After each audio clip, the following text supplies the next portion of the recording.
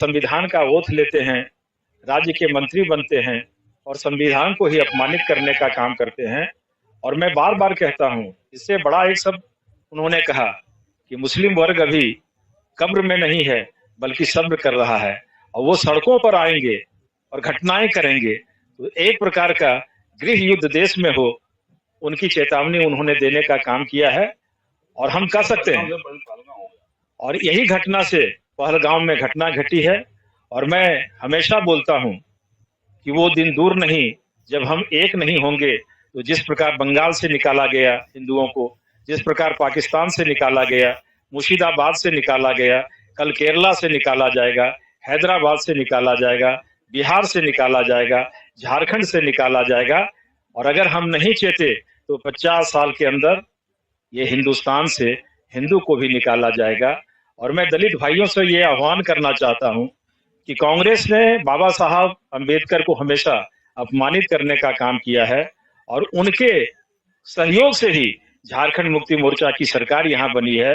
हमें बाबा साहब के संविधान को अगर जिंदा रखना है, उनको जीवित रखना है, तो जिन्होंने बाबा साहब को अपमानित करने का काम किया है उनके साथ छोड़ें।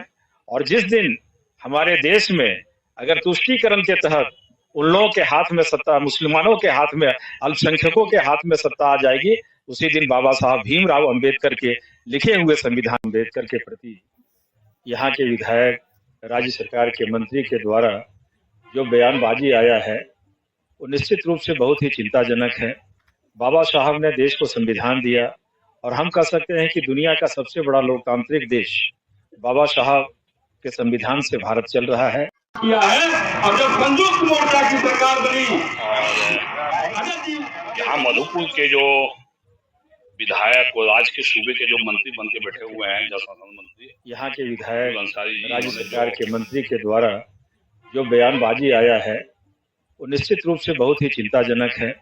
बाबा साहब ने देश को संविधान दिया और हम कह सकते हैं कि दुनिया का सबसे बड़ा लोकतांत्रिक देश बाबा साहब के संविधान। यहाँ मधुपुर के जो विधायक और आज के सूबे के जो मंत्री बन के बैठे हुए हैं, जल संसाधन मंत्री, पैसा खा लिया।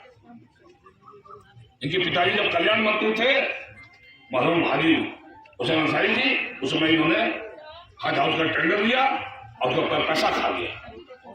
वो व्यक्ति दुर्भाग्य से आज इस राज्य का जल संसाधन मंत्री बन के बैठा हुआ है। विभाग इनसे संभाल नहीं रहा है, राज्य इनसे संभाल नहीं रहा है और कुछ से कुछ बयान देकर ये सोचते हम निकल जाएंगे। जब तक भारतीय जनता पार्टी का एक कार्यकर्ता है, इस देश के संविधान के साथ कोई छेड़छाड़ नहीं कर सकता, कोई बोल के नहीं निकल सकता है।